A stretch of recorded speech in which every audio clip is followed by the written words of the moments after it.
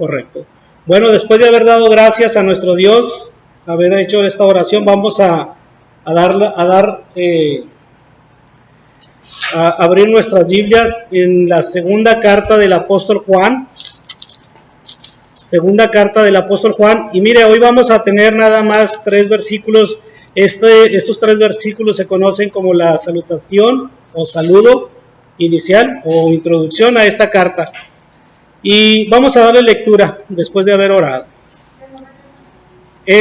Segunda carta del apóstol Juan, capítulo, bueno, no trae capítulos porque es solamente un capítulo, sería del versículo 1 al 3. Damos lectura. El anciano, la señora elegida, y a sus hijos, a quien yo amo en la verdad, y no solo yo, sino también todos los que han conocido la verdad. A causa de la verdad que permanece en nosotros y estará para siempre con nosotros, sea con vosotros gracia, misericordia y paz de Dios, Padre del Señor Jesucristo, Hijo del Padre, en verdad y en amor.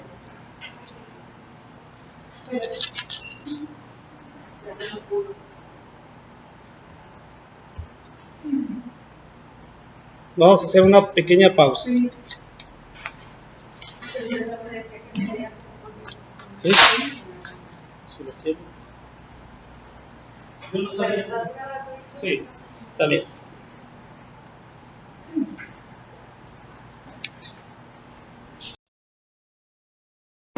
Mire, esta carta fue escrita aproximadamente casi 2000 años atrás, pero hoy en día ya no se escriben cartas. Yo recuerdo que pues yo sí alcancé a escribir algunas cartas. No sé si ustedes habían alcanzado a escribir una carta, ¿verdad? Y cómo es que estas cartas las escribíamos para algún familiar, para aquellas personas, a lo mejor para una novia, algún ser querido que estuviera a la distancia. Y pues esto era lo que se hacía, de una forma de escribir cartas. Y yo me acuerdo que yo se la escribía a mi madre y a mis hermanos. Los tiempos han cambiado, mas sin embargo recordamos aquellos tiempos ya como una añoranza, ¿verdad? De cómo escribíamos las cartas. A veces nos daba tristeza, nos daba gusto, nos gozábamos con lo que nos respondían y así. Y luego esperábamos, si escribíamos una carta, esperábamos que esa carta tuviese una contestación y esperábamos con ansias el regreso de esa contestación. Y para nosotros era a veces pues demasiado largo, nos causaba en nosotros tristeza, gozo, a veces desesperación porque no llegaban. Pero esta era la forma que se usaba antes en los medios de comunicación, como a través de una carta. A veces esperábamos de aquella persona una respuesta positiva. Siempre decíamos, no, pues es que les preguntábamos cómo han estado, cómo está su salud, y llegaba la respuesta y nos daba alegría de que nos dijeran, no, pues estoy bien, mira, me pasó esto, y sucedió esto y esto, y a veces nos provocaba ese gozo, aunque para cuando estábamos leyendo aquella carta, quizá la persona ya no estaba sana, porque tardaba a veces 15, 20 días, un mes, depende de la distancia que hubiese para esperar esta respuesta, para que llegara una carta de aquí para allá y luego después la carta de allá para acá. Entonces teníamos que esperarnos a que llegara la respuesta. Hoy en día ya no ocurre así, todo es virtual, todo es por medio de tecnología, de que si ahorita escribo un texto, ¿cuánto se tarda en llegar? Pues tanto como yo aprieto un botón y el mensaje ya está del otro lado, inclusive en otras partes del mundo, ¿verdad? Y luego, como en aquellos tiempos, nos desesperamos porque no nos contestan, hermanos, pero si acaba de pasar 1 segundo, 2 segundos y ya queremos la respuesta, nos hemos vuelto o hemos querido volvernos muy veloces en ese sentido. Oye, ¿vas a querer esto? Le ponemos en el texto y le mandamos y luego estamos esperando a que nos respondan, sí o no, lo vas a querer, sí o no, estamos ahí esperando esta contestación. Pero bueno, esta es la forma que hoy se ha vuelto tecnológicamente más rápido, los envíos de los mensajes como las respuestas. Ahora, si nos urge más, pues hacemos una llamada, le decimos a la persona lo que queremos, lo que necesitamos, o cómo está, preguntamos por lo que le está sucediendo, y la respuesta es más rápida. En aquellos tiempos, hermanos, pues no, ¿verdad? Les digo, a mí me tocó vivir, creo que a algunos de ustedes, a la mayoría, nos tocó vivir la experiencia de escribir una carta y de recibir una respuesta. Pero eso no es lo importante, hermanos. Lo importante es que en nuestra Biblia aún hay cartas. En el Nuevo Testamento hay lo que conocemos como epístolas o cartas de un mensajero, y nosotros seríamos hoy los receptores. En este entonces se escribió para ciertas personas y ciertos lugares, pero esto es lo importante, que aún en nuestros días tenemos algunas cartas que están en la Biblia, en las cuales pues en el día de hoy vamos a estudiar la segunda carta del apóstol Juan, y vamos a ver nada más lo que es la introducción, tres versículos nada más. Quiero decirles que para nosotros debe de tener una gran importancia el darle lectura a la carta, a cualquier carta que se encuentra dentro de la palabra de Dios. ¿Por qué? Porque estas cartas, a pesar, como les decía, de que tiene casi cerca de 2000 años de que se escribió para una congregación, para algunas personas o para algunas personas de algunos lugares, aún así a nuestros días tiene un mensaje importante para nosotros. ¿Cuál es? Bueno, pues trae enseñanzas muy importantes como guiarnos, exhortarnos, redarguirnos, enseñarnos, corregirnos, pues es palabra de Dios. Y aunque no fueron escritas para nosotros, lo podemos decir entre comillas, no fueron escritas para nosotros, sí nos sirve de mucha enseñanza. Vuelvo a repetirlo, porque es palabra de Dios, fue inspirada, por eso nos debe de servir. Recordemos que tendríamos que comprender y estudiar a profundidad mucho en estas cartas, como en toda la palabra de Dios, no nada más en las cartas, ¿verdad? En toda la palabra de Dios necesitamos entender y comprender que necesitamos estudiar y profundizar mucho. Con respecto a la cultura, el tiempo que marca la historia bíblica, para quienes fue escrita, esta porción o cartas o libros de la Biblia es una palabra que debemos estudiarla de forma, como se los decía al principio, exegética. La palabra ya la conocemos, ya sabemos que es exegético.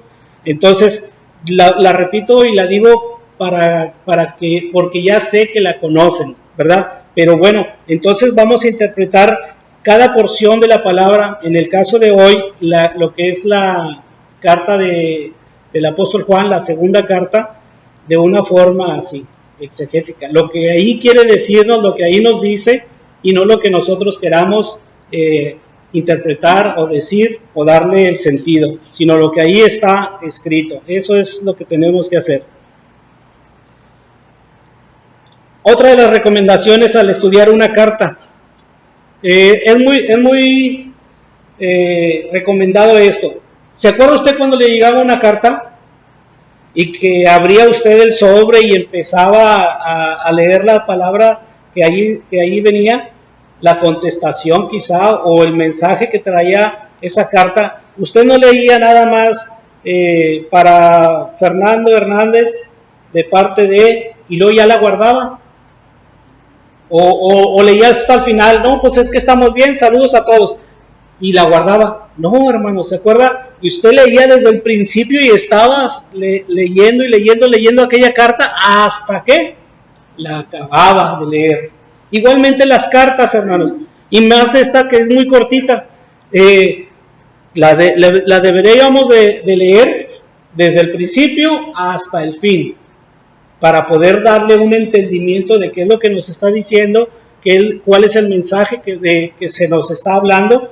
Por eso es muy importante y es recomendable que estudiemos toda la carta de un solo sentón. Por ejemplo, se siente y usted léala toda. Si se pone a ver una parte y otra parte, bueno, pues a lo mejor sí lo voy a comprender, no digo que no, pero sería recomendable, es una recomendación leerla de una sola lectura, vamos.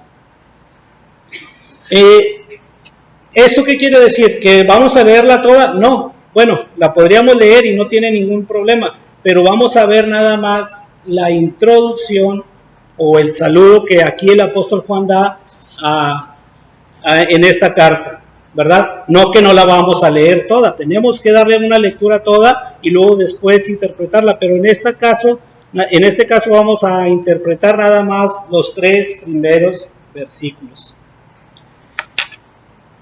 Dice así, perdón, se me saltaron unas hojitas. El anciano a la señora elegida y a sus hijos a quienes yo amo en la verdad, y no solo yo, sino también todos los que han conocido la verdad. A causa de la verdad que permanece en nosotros y estará para siempre con nosotros, sea con vosotros gracia, misericordia y paz de Dios Padre y del Señor Jesucristo, Hijo del Padre en verdad y amor. Mire, esta carta, ya habiéndole dado una pequeña introducción, un pequeño preámbulo de cómo eran las cartas, esta carta posiblemente fue escrita, la segunda carta, comparada con la primera. Los teólogos hablan de que posiblemente fue escrita en el año 95, casi en el mismo tiempo que fue escrita la primera y la tercera, pero más o menos en el 90-95 después de Cristo. El autor, bueno, pues lo conocemos, ¿verdad? Casi todos los pronósticos, todos los estudios apuntan a que fue Juan el apóstol, también así como la primera. Entonces el autor pues fue el apóstol Juan. Sí recuerdan a Juan, ¿verdad? Juan apóstol, hijo de Zebedeo, hermano de Andrés, a quienes Jesús apodó como los hijos del trueno, ¿verdad? Bueno, este mismo Juan que escribió la primera carta, la segunda carta, y más adelante podemos ver que la tercera y el Evangelio, y Apocalipsis o Revelación. ¿Cuál es el tema o por qué es el tema de esta carta? Bueno, igual que la primera, sigue combatiendo contra aquellos falsos maestros con pensamientos gnósticos, buscando convertir a personas y abusando de la hospitalidad cristiana. Este es el motivo por el cual el apóstol Juan escribe la segunda carta. ¿Por qué? Porque había un hostigamiento, había una herejía que se quería meter por medio de estos hombres, aunque había varias doctrinas diferentes o extrañas a la doctrina cristiana. Esto era lo que estaba atacando más el apóstol Juan. Aparte de que querían meter doctrina falsa, querían abusar o abusaban de la hospitalidad de los cristianos de esa época, porque pues se hospedaban ahí y los recibían, pero resulta que tenían otra doctrina. Pero eso es parte de la historia que tenemos que encontrar y lo que yo he encontrado. Teológicamente tiene un paralelo con Primera de Juan, regreso a los principios básicos del cristianismo. Esta era lo que el apóstol Juan, por lo que el apóstol Juan escribía esta carta. ¿Para qué? Para que regresaran a los principios básicos del cristianismo. El tema principal, la verdad, debe existir antes de que el amor pueda unir, ya que la verdad genera amor. Esto es por lo que el apóstol Juan menciona y lo que está dando a explicar en la segunda carta. Voy a repetírselo. La verdad debe existir antes de que el amor pueda unir, ya que la verdad genera amor. Esto es lo que habla el apóstol Juan. ¿Se acuerda que dice verdad, la verdad, y habla mucho del amor también? Bueno, este tema, hermanos, yo lo he nombrado, lo he titulado La verdad manifestada en el amor. Ese es el título de la predicación, la verdad manifestada en el amor. Pero estos 3 versículos yo los he dividido en 2 puntos. Ahorita vamos a darle lectura al primer punto y vamos a irlo desglosando poco a poco. Dice el primer punto: el anciano a la señora elegida y a sus hijos, a quienes yo amo en la verdad, y no solo yo, sino también todos los que han conocido la verdad, a causa de la verdad que permanece en vosotros y estará para siempre con nosotros. Se da cuenta que habla mucho de una palabra, menciona mucho una palabra. ¿Cuál es, hermanos? La verdad. Por eso la verdad manifestada en el amor. Porque Dios nos da la verdad, tú debes mostrarla con amor. Aquí Juan se presenta como el anciano. Si se da cuenta ahí, el anciano, la señora elegida. El apóstol Juan se presenta como el anciano. No se presenta como el apóstol Juan o como Juan, sino se presenta como el anciano. ¿Qué quiere decir esto? Bueno, los teólogos que han estudiado tanto esto dan un comentario o comentarios con respecto a eso. Dicen que se refiere a que Juan, a pesar de que ya tenía una edad avanzada, pues no era tan viejo como para decir el anciano, pero más que nada ellos dicen o comentan que es porque él era ya el líder de la iglesia, y no solamente de esta, sino de varias congregaciones que él era el que las lideraba. Él tenía 2 o 3 congregaciones, es lo que dicen los estudiosos de estos pasajes. Entonces, por eso Juan se presenta como el anciano, como el líder de aquellas congregaciones, de aquella congregación, y luego dice a la señora elegida y a sus hijos.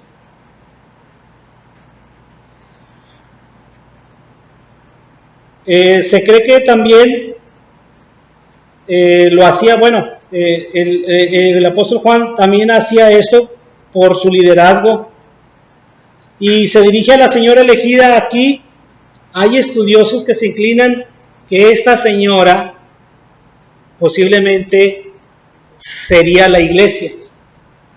O sea, me refiero yo a lo que nosotros conocemos como la iglesia, no como el templo, sino como la iglesia. Que el apóstol Juan decía a la iglesia y a sus hijos. La señora era la iglesia y sus hijos eran los creyentes, o sea, nosotros. Bueno, en aquella época, los creyentes. Esto es lo que estos teólogos eruditos pensaban, algunos. Otros pensaban al contrario. Inclusive hoy en nuestros días hay algunos que se inclinan por esto y hay otros que se inclinan por esto otro.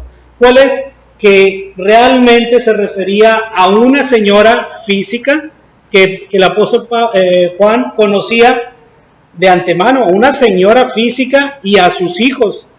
Por eso dice, y a sus hijos a quien yo amo en la verdad, ¿verdad? Entonces, estos teólogos jamás se han podido poner de acuerdo en decir, no, pues si era la iglesia, y los otros, no, pues es que si era una señora, y no creo que nos podamos poner de acuerdo. Bueno, nosotros hoy en día no podemos ponernos de acuerdo si estas personas que saben mucho, que entienden mucho, que estudian mucho la historia y la palabra de Dios, más que nosotros, que tienen años, muchos años estudiando esto, unos caen en una cosa y otros caen en la otra. Pero nosotros, ¿qué debemos de hacer? ¿Por qué ellos no se ponen de acuerdo? Porque realmente la palabra de Dios no dice, en esta carta no dice, pues es que era una señora física. ¿verdad? Aunque hay algunas cosas que pueden llevarnos a que no, pues era una señora física. Y otros dicen, no, pues es que hay pruebas de que era la iglesia, y a los hijos eran los creyentes. Entonces, pues nunca han podido aterrizar esta idea y concretarla en una sola, cosa que creo yo no vamos a poder hacer tampoco nosotros. Entonces, sí hay una cosa que podemos hacer, o nos inclinamos hacia un pensamiento o idea, o nos inclinamos a otra. Yo pienso, hermanos, que sí era la iglesia a la que se dirigía el apóstol Juan, porque hay escritos más antiguos que se sacan que han sacado, por ejemplo, la versión NTV, que son más antiguas que la versión que tenemos ahorita en nuestras manos. Y ellas, por ejemplo, la NBI menciona a la iglesia. ¿Es así, Zuli? ¿Sí? ¿Verdad? Entonces es a la iglesia. Ahí dice claramente a la iglesia. Y son escritos más antiguos. Pero bueno, aquí tendríamos que redundar y ir otra vez a la historia, al tiempo, y poder decir con seguridad si era eso. Pero no lo podemos decir con seguridad. Entonces, pues basta inclinarnos hacia una postura u otra, no tiene ningún problema para mí, ni creo que lo tenga en cuestiones doctrinales. Entonces, ¿se refería a la iglesia o se refería a una persona física? Total, que esto no es tampoco lo importante, hermanos. La importante no es ponernos de acuerdo, no, sino que lo que sigue diciendo el apóstol Juan. ¿Qué sigue diciendo? A quien yo amo en la verdad, y no solo yo, sino también todos los que han conocido la verdad, a causa de la verdad que permanece en nosotros y estará para siempre con nosotros.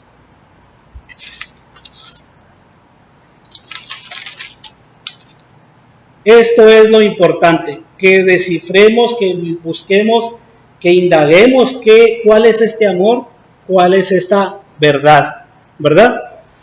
Y no solo yo, sino también, sigue diciendo ahí, y no solo yo, sino también todos los que han conocido la verdad a causa de la verdad que permanece en nosotros y estará para siempre, ¿con quién?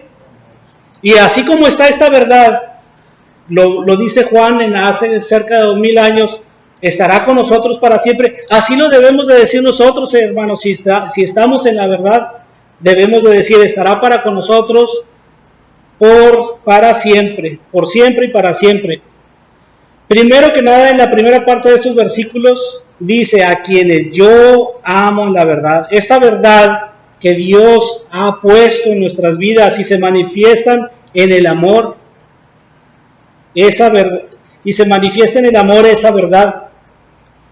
¿Recuerda cómo se llamaba esta predicación? La verdad se manifiesta en el amor, ¿verdad? Y de esto nos va a estar hablando el apóstol Juan en esta primera carta. Pero fíjese lo que dice. Esta verdad que Dios ha puesto en nuestras vidas y se manifiestan en amor, esa verdad es el ejercicio del amor. Efesios 4:15, ya lo leíamos hace unos momentos. Efesios 4:15 dice esto: sino que siguiendo la verdad en amor, crezcamos en todo en aquel que es la cabeza, esto es Cristo. ¿Se fija? ¿Qué es lo importante de manifestar esta verdad? ¿Cómo es que esta verdad nos lleva a el amor? Esta verdad nos tiene que llevar a el amor. Por eso dice el apóstol Juan, a quienes yo amo en la verdad, y no solo yo, sino también todos los que han conocido la verdad, a causa de la verdad que permanece en nosotros y estará para siempre con nosotros. Cristo debe ser nuestra verdad. Él es la verdad de nuestras vidas y se debe plasmar en el amor por tu hermano.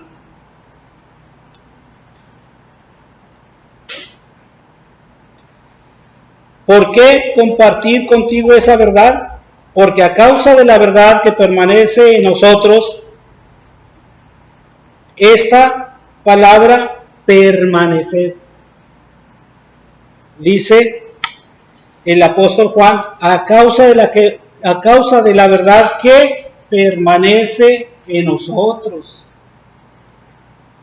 Tú amas a tu hermano, tú quieres a tu hermano en Cristo. ¿Por qué?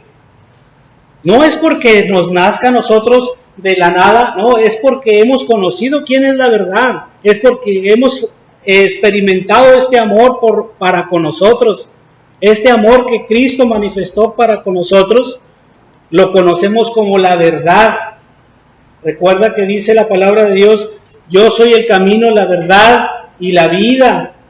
Este amor que Dios experimentó, que Dios Cristo trajo a nuestras vidas en amor, por amor a nosotros, Él vino y dio su vida. De esta manera nosotros conocemos la verdad, pero esta verdad nos debe de llevar a experimentar el amor. Yo se los comentaba hace tiempo, quizá en otra predicación, que yo sentí un amor muy profundo por alguien que yo no conocía, pero supe que era cristiano y dije, por eso hay este amor de mí para con él, sin conocerlo ni siquiera dónde vive. Lo único que conocí fue a la persona y saber cómo se llama. Experimentamos la misma verdad, que creíamos en la misma cosa, que es la verdad, que es Cristo, y empezamos a tener ese amor el uno por el otro. Ese amor. Pero esto, hermanos, es esto solamente se llega a cumplir si permanece la verdad en nosotros. No podemos manifestar amor si no hay verdad en nosotros. Dice el apóstol Juan, menciona la palabra permanecer. Se menciona continuamente en el Nuevo Testamento y es muy importante el permanecer, pues si la verdad está en ti, permanecerá para siempre con nosotros y nos llevará a que el amor se manifieste.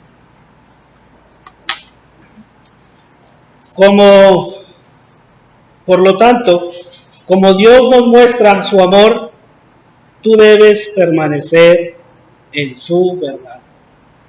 Repito, por lo tanto, como Dios muestra su amor, tú debes permanecer en su verdad.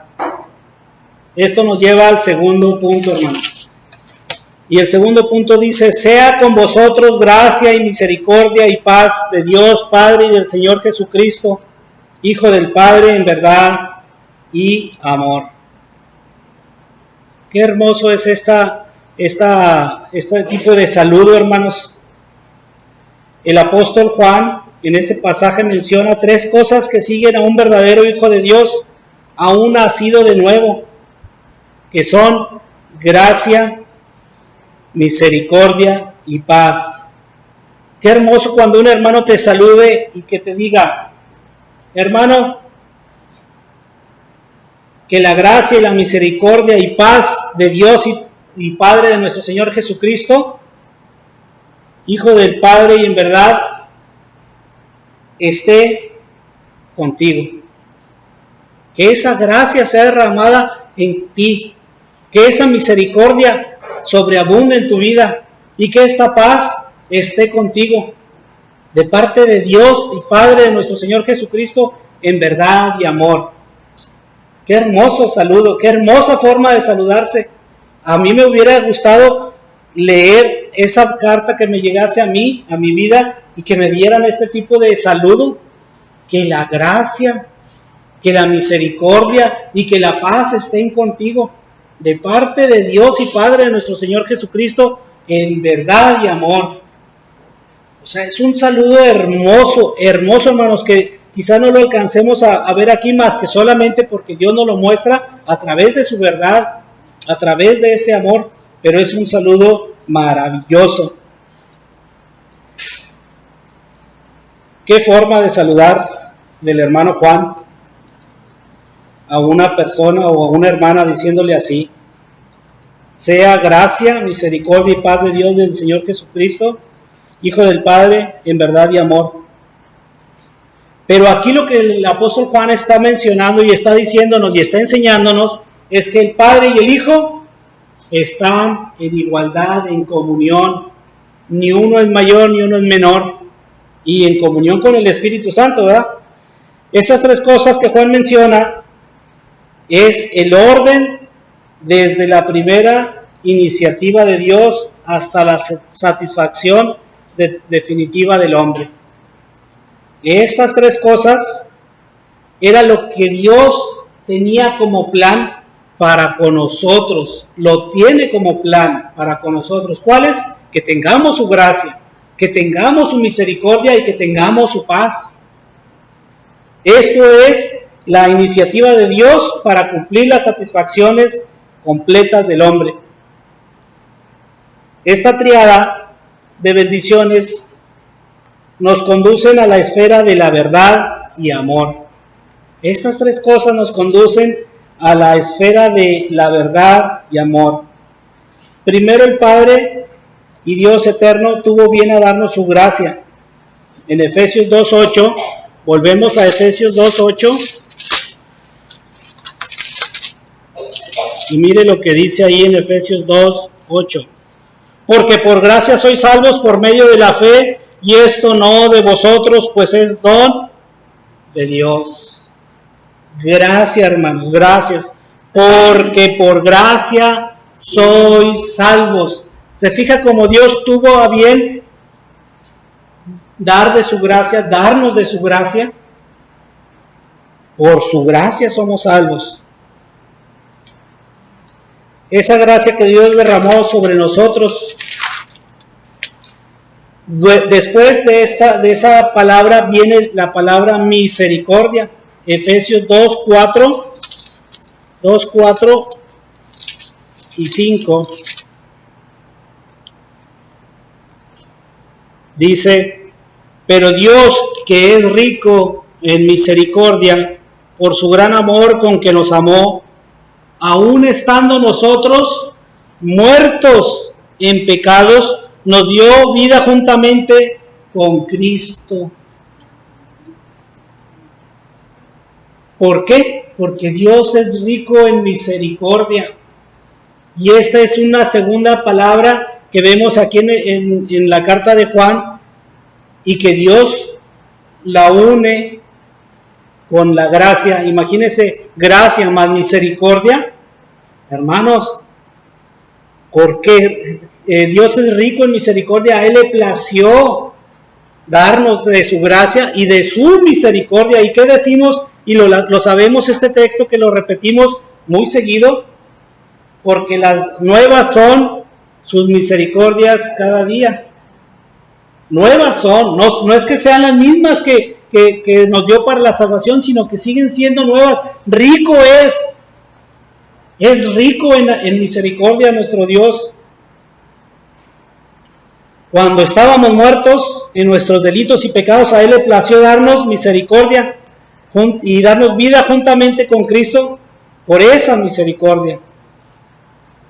Pero luego tenemos la tercera palabra que el apóstol Juan menciona aquí, que es, ¿cuál? Paz. Paz. Juan 14:27. Quizás recordemos este pasaje también de memoria. Mi paz os dejo, mi paz os doy, yo no os la doy como la da el mundo. Paz, Cristo vino a traernos esta paz. Ahora, unamos las tres: gracia, misericordia y paz. Gracia, misericordia y paz. Hermanos, la paz no quiere decir ausencia de guerras. Y la palabra de Dios no quiere decir ausencia de guerras ni ausencia de luchas. Pero sí trae a nuestra vida paz. El saber que tenemos una esperanza gloriosa de estar con Cristo, de que Cristo está con nosotros, de que tenemos esta verdad y que podemos manifestarla a través del amor. A través del amor, esta paz que solamente la da Cristo, solamente la da Dios. ¿Por qué? Porque a Él le place darnos gracia, misericordia y paz. Es lo que les está diciendo el apóstol Juan a aquella señora y a sus hijos, a quien los ama, a quien les ama, porque está la verdad en Él. Y dice, y no solamente yo, sino también todos los que han conocido la verdad. Y hermanos, usted ha conocido la verdad, yo he conocido la verdad y sabemos quién es la verdad. Y si esa verdad está en ti, esa verdad se va a manifestar a través del amor. Tú no vas a llegar a decirle a la gente, a los hermanos, a las personas, yo tengo la verdad, yo soy la verdad. No, vas a llegar demostrándolo con el amor, con ese amor que debemos demostrarlo, como lo mostraba aquí el apóstol Juan. Ahora dice, a causa de la verdad que permanece en nosotros y estará para siempre con nosotros, ¿verdad? Esa gracia, esa misericordia y esa paz de Dios, el Padre, de su Hijo Jesucristo, o del Señor Jesucristo, Hijo del Padre, en verdad y amor. Solamente Dios puede darnos esa seguridad de que aunque perdamos la vida, Dios trae paz a nuestro entendimiento y a nuestra alma, a nuestro corazón, porque sabemos que estamos en esa verdad. Y el amor es la manifestación de esa verdad que es Cristo en nuestras vidas y se refleja en amor para con los hermanos. Y sabemos que esa verdad estará con nosotros todos los días hasta el fin del mundo. ¿Habéis conocido la verdad? ¿Y la verdad te ha hecho libre? ¿Se manifiesta en ti la verdad?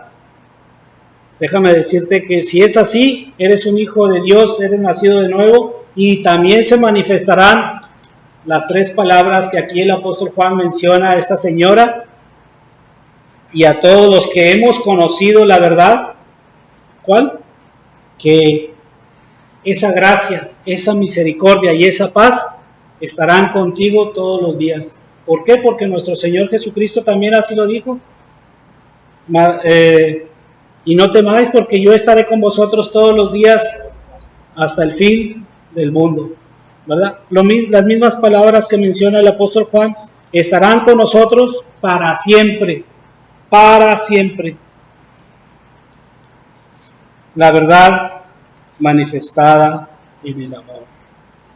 La verdad manifestada en el amor. Estos tres versículos, hermanos, nos dan para más, pero el tiempo apremia. El tiempo que ustedes han apartado para Dios, que han santificado para Dios, también es importante que podamos entender esta porción, esta pequeña porción de la introducción. Vamos a seguir viendo más de la carta de Juan. Yo les recomiendo que la lea toda completa, que vea todo lo que está aquí, y cómo es que el mensaje de Dios llega hasta nuestros días y puede afectar nuestra vida para bien, que así debe de ser.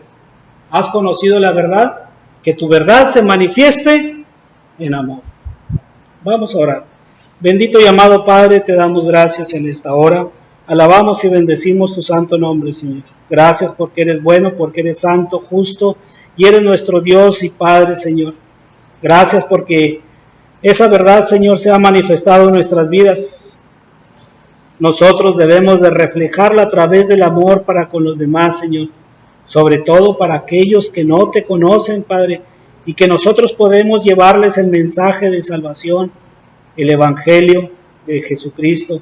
Ese Evangelio, Señor, que es para salvar nuestras almas, para redimirnos. Gracias, mi Dios, por esta tarde que nos hemos podido congregar en este lugar. Te doy gracias por cada uno de mis hermanos. Llévanos en paz, Señor, en el nombre de tu Hijo amado Cristo Jesús. Te lo rogamos. Amén.